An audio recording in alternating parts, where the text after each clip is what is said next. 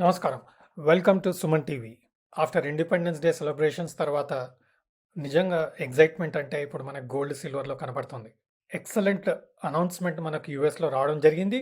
దాని తర్వాత ఈ సెలబ్రేషన్స్‌లో గోల్డ్, సిల్వర్ బ్రైట్‌గా, ఎక్సైట్మెంట్‌గా మూవ్‌మెంట్ ఇవ్వడం కూడా మనం ఇంటర్నేషనల్ మార్కెట్స్‌లో చూసాం.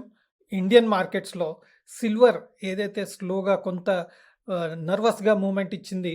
తర్వాత ఇప్పుడు పుల్ బ్యాక్ ఇచ్చేసి గోల్డ్‌ని ఫాలో అవుతూ సిల్వర్ కూడా స్ట్రాంగ్ అవ్వడం చూస్తున్నాం. మనకు మెయిన్‌గా డిస్టర్బింగ్ అనౌన్స్‌మెంట్స్ ఏదైతే ఉందో అది unemployment rate.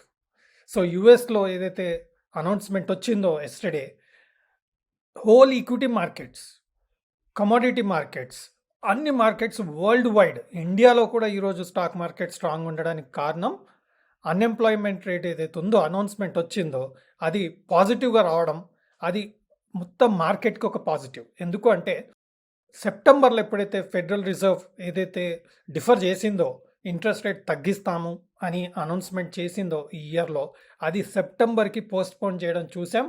Last federal reserve మీటింగ్‌లో ఏదైతే ఫెడరల్ రిజర్వ్ ఏం చెప్పిందంటే, ఇంకొకసారి మనం ఇన్ఫ్లేషన్ అండ్ అలాగే అన్‌ఎంప్లాయ్‌మెంట్ రేటు వెరిఫై చేశాక అప్పుడు మనం డెసిషన్ తీసుకుందాం. ఏదైతే unemployment rate announcement last 2 weeks back వచ్చిందో అది కొంత నెగెటివ్ ఉండడం చూసాం. దానివలన ఈక్విటీ మార్కెట్స్, కమోడిటీ మార్కెట్స్ టోటల్‌గా 2 వీక్స్ బ్యాక్ కరెక్షన్ రావడం చూసాం. బట్ స్టిల్ ఫెడరల్ రిజర్వ్ ఏమన్నదంటే, ఇది ఒకటే డేటా, ఇంకా కొంత డేటా చూసాక మనం డెసిషన్ తీసుకోవచ్చు. అప్పటి వరకు మనం ఇంట్రెస్ట్ రేట్ తగ్గించడం పెండింగ్, పోస్ట్‌పోన్ చేయడం జరుగుతుంది. సో, నెక్స్ట్ అనౌన్స్‌మెంట్ తర్వాత ఇంట్రెస్ట్ రేట్ తగ్గించే ఆలోచన చేద్దాం అని చెప్పి వెయిట్ చేయడం జరిగింది. అయితే నిన్న ఏదైతే అన్‌ఎంప్లాయ్‌మెంట్ రేట్ అనౌన్స్‌మెంట్ వచ్చిందో అది ఇంట్రెస్ట్ రేట్ తగ్గించే విధంగా ఫేవరబుల్‌గా ఉండడం కనపడుతుంది. దానివలన గోల్డ్, సిల్వర్ ఇంటర్నేషనల్ మార్కెట్స్‌లో స్ట్రాంగ్ ఉండడం, దాంతోని ఈక్విటీ మార్కెట్ కూడా దాదాపుగా స్టాక్స్ 2%, 3%, 5% కూడా అప్ సైడ్ వెళ్ళడం ఇంటర్నేషనల్ మార్కెట్‌లో చూసాం. దాని ఇంపాక్ట్ మన ఇండియన్ మార్కెట్ మీద కూడా పడుతుంది. అలాగే హిండెన్బర్గ్ రిపోర్ట్ ఏదైతే ఉందో రోజు రోజుకి దాని యొక్క ఇన్ఫ్లుయెన్స్ తగ్గిపోతుంది. ఎందుకంటే మారిషస్ కూడా గవర్నమెంట్ కూడా అనౌన్స్ చేయడం జరిగింది. ఏంటంటే there are no shell companies in Mauritius and ఏదైతే ఫండ్ హిండెన్బర్గ్ వాళ్ళు చెప్పారో ఆ ఫండ్ ఈ మారిషస్‌లో రిజిస్టర్డ్ అయ్యి లేదు. సో, అది రిజిస్టర్డ్ లేదు. సో, అలాంటి కంపెనీ ఫండ్ రిజిస్ట్రేషన్ ఏమీ మారిషస్‌లో లేదు. సో, మారిషస్ ట్యాక్స్ హెవెన్ కాదు. ఇక్కడ అన్ని పద్ధతి ప్రకారం వెల్ రెగ్యులేటెడ్, ట్రాన్స్‌పరెంట్ ఎకానమీగా అనౌన్స్‌మెంట్ చేయడం జరిగింది మారిషస్ గవర్నమెంట్. దానితోని కూడా హిండెన్బర్గ్ ఇష్యూ కూడా సమసిపోతున్నట్టుగానే సిట్యుయేషన్ కనబడుతుంది. దాంతోని Indian equity market, Indian commodity market కూడా ఇంటర్నేషనల్ మార్కెట్‌తో ఏకీభవిస్తూ స్ట్రాంగ్, స్టేబుల్ అండ్ గ్రోయింగ్ సిట్యుయేషన్‌లో మనకు కనపడుతోంది. రండి, ఆ అనౌన్స్‌మెంట్ ఏంటి? ఏమైంది? దానివలన ఇంటర్నేషనల్ మార్కెట్ చార్ట్స్ ఎలా ఉన్నాయి? గోల్డ్ మార్కెట్ చార్ట్స్ ఎలా ఉన్నాయి? సిల్వర్ మార్కెట్ చార్ట్స్ ఎలా ఉన్నాయి? అలాగే ఇండియాలో కూడా ఎలా పర్ఫామ్ చేస్తుంది? బులియన్ మార్కెట్ ఇంకా బుల్లిష్ ఉందా? ఇవన్నీ విషయాలకు ఆన్సర్ చెక్ చేస్తాం. సో, ప్రస్తుతం మనకు ఇంటర్నేషనల్ మార్కెట్‌లో వచ్చిన మేజర్ అనౌన్స్‌మెంట్ ఏంటి అంటే jobless claims.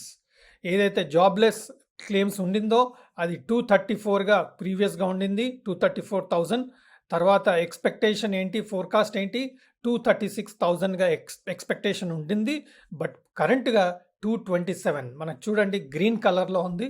So, that is a positive. దానివలన ఇంటర్నేషనల్ మార్కెట్స్ అన్నీ పాజిటివ్‌గా క్లోజ్ అవ్వడం చూసాం. 1.3% డౌ జోన్స్ యెస్టర్‌డే క్లోజ్ అయింది. అలాగే 1.6% S&P 500 క్లోజ్ అయింది. అలాగే నాస్డాక్ కూడా 2.34% పాజిటివ్ క్లోజ్ అయింది. సో, ఆల్ ఈక్విటీ మార్కెట్ స్ట్రాంగ్‌గా, స్టేబుల్‌గా క్లోజ్ అవ్వడం చూసాం. గోల్డ్ మార్కెట్ కరెంట్‌గా 0.3% పాజిటివ్‌గానే మెయింటైన్ చేస్తుంది. సిల్వర్ మాత్రం కొంత ప్రాఫిట్ బుకింగ్ వచ్చి వెరీ గుడ్ మూవ్ వచ్చింది నిన్న. దాని తర్వాత కొంత ప్రాఫిట్ బుకింగ్ రావడం వలన $28.3గా కనబడుతుంది. సో, కరెంట్‌గా ఇది సిట్యుయేషన్ ఇంటర్నేషనల్ మార్కెట్‌లో. సో, మనం గోల్డ్ చార్ట్ ఇంటర్నేషనల్ మార్కెట్‌లో చూస్తే మనం ఏదైతే ట్రిపుల్ టాప్ అనుకున్నామో గోల్డ్ 2003, $2,480 దగ్గర ఎక్కడైతే first top, second top, third top. So, 3 times ఈ పర్టిక్యులర్ లెవెల్‌ని క్రాస్ అయింది. ఈ లెవెల్‌ని క్రాస్ అయ్యి ఇంకా స్ట్రాంగ్‌గా క్లోజ్ అవుతే ఇంకా స్ట్రాంగ్ అయ్యే అవకాశం ఉన్నట్టుగా మనం డిస్కస్ చేసాం. అదేవిధంగా ఈ రేంజ్‌లో ఇప్పుడు ప్రస్తుతం ఇక్కడ ట్రేడ్ అవుతుంది. 2480 అండ్ 2432 అంటే ఒక $50 రేంజ్‌లో సైడ్‌వేస్ యాక్టివిటీ అప్పర్ సైడ్‌లో ట్రేడ్ అవుతుంది. అండ్ మనం చూస్తే లాస్ట్ టైం ఇది ఫస్ట్ బాటమ్, ఇది సెకండ్ బాటమ్.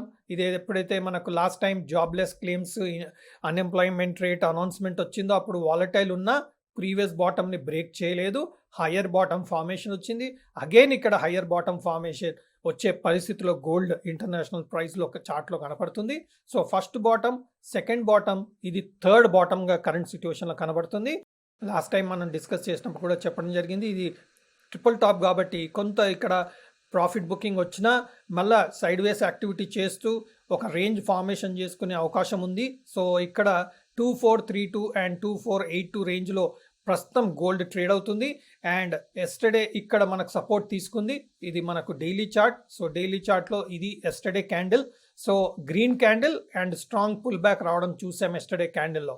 సో ఈ హైని క్రాస్ చేస్తే ట్రిపుల్ టాప్ బ్రేక్ అయినట్టుగా మనం చూడొచ్చు.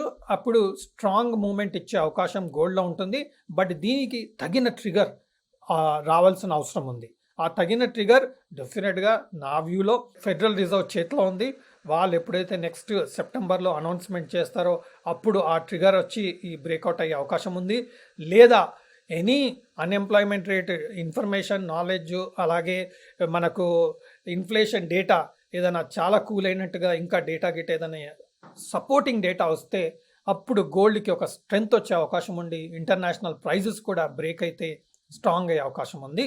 ప్రస్తుతం ఇండియన్ మార్కెట్లో గోల్డ్ విషయానికి వస్తే ఇక్కడ కూడా మనకు ఇక్కడ హయ్యర్ బాటమ్ ఫార్మేషన్ చేసుకొని ఇంటర్నేషనల్ ప్రైస్, ఇంటర్నేషనల్ చార్ట్స్తో ఇండియన్ చార్ట్స్ కూడా గోల్డ్ చార్ట్స్ అలాగే ఉంటాయని మనం డిస్కస్ చేయడం జరిగింది.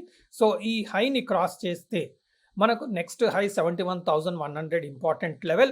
సో ఈ 70,600 ఇంపార్టెంట్. అది క్రాస్ అవుతే 71,100 లెవెల్ వెళ్ళే అవకాశం ఉంటుంది. సో ఇది డైలీ చార్ట్. సో నిన్న మనకు ఇండియన్ మార్కెట్ ఇండిపెండెంట్ డే ఉండడం చేత మనకు gold market, commodity market, equity market అన్ని క్లోజ్ ఉండడం జరిగింది. సో ఈరోజు హాలిడే తర్వాత మార్కెట్ ఓపెన్ అవ్వడం వలన ఇక్కడ ఒక గ్రీన్ క్యాండిల్ ఫార్మేషన్ మాత్రం గోల్డ్లో చూస్తున్నాం. సో ఇది ఇంపార్టెంట్ లెవెల్ 70,600, నెక్స్ట్ 71,100. సో ఎంసీఎక్స్లో ప్రస్తుతం 70,300 ట్రేడ్ అవుతుంది. మనం ఈ మార్కెట్లో చూద్దాం 72,640 అంటే 72,644 పర్ తులా ట్రేడ్ అవుతుంది. ఇక్కడ మాత్రం మనకు 70,230 అంటే దాదాపుగా 2,000 రూపీస్ ఇంకా ప్రీమియంలో మనకు బులియన్ మార్కెట్లో ట్రేడ్ అవడం చూస్తున్నాం. సో స్టేబుల్గా, స్ట్రాంగ్గా ఉంది. ఒక రెసిస్టెంట్ ఉండడం చేత ఇక్కడ కొంత ప్రాఫిట్ బుకింగ్ వచ్చి మళ్ళీ పాజిటివ్ న్యూస్ రావడం చేత ఇక్కడ ఒక రేంజ్ ఫామ్ చేసుకునే ప్రయత్నం చేస్తుంది. ఏదన్నా ఒక ట్రిగర్ వస్తే international market gold price break అయ్యే అవకాశం ఉంటుంది. అదేవిధంగా ఇండియన్ మార్కెట్ గోల్డ్ ప్రైస్ కూడా బ్రేక్ చేసే అవకాశం ఉంటుంది. అప్పటి వరకు బాటమ్ లెవెల్ 69,700 ఈ candle bottom important. 69,700 higher side 70,600, 700. So దాదాపుగా ఒక 1,000 పాయింట్స్ మూవ్మెంట్ చాలా ఇంపార్టెంట్గా ఎంసీఎక్స్లో చూస్తున్నాం. ఈ 1,000 పాయింట్స్ రేంజ్ని అప్ సైడ్ క్రాస్ అయితే ఇంకొక మనకు 600, 700 పాయింట్స్ అప్ సైడ్ మూవ్ అయ్యే అవకాశం ఉంది. అలాగే ఈ బాటమ్ 69,700 డౌన్ సైడ్ బ్రేక్ అయితే డౌన్ సైడ్ ఒక 500, 700 పాయింట్స్ ఇంకా బాటమ్ సైడ్ వెళ్ళే అవకాశం ఉంటుంది. బట్ ప్రస్తుతం మాత్రం ఒక రేంజ్ బౌండ్గా మూవ్మెంట్ మాత్రం బుల్లిష్గా ట్రేడ్ అవుతున్నట్టుగా మనం కరెంట్ సిట్యుయేషన్లో చూస్తున్నాం. ఇది ఇంకా బుల్లిష్గా కంటిన్యూ చేసే అవకాశం ఉంది. ప్రస్తుతం మాత్రం ఈ రేంజ్లో ట్రేడర్స్ కూడా ట్రేడ్ చేసుకునే అవకాశం మాత్రం కనబడుతుంది. ఇది గోల్డ్ అండ్ సిల్వర్ విషయాలు. తదుపరి నెక్స్ట్ సెషన్లో ఇంకా డెవలప్మెంట్స్ ఏమవుతున్నాయి, ఇంకా ఎక్కడ వెళ్ళొచ్చు అనేది డిస్కస్ చేయడం జరుగుతుంది. అప్పటి వరకు సెలవు.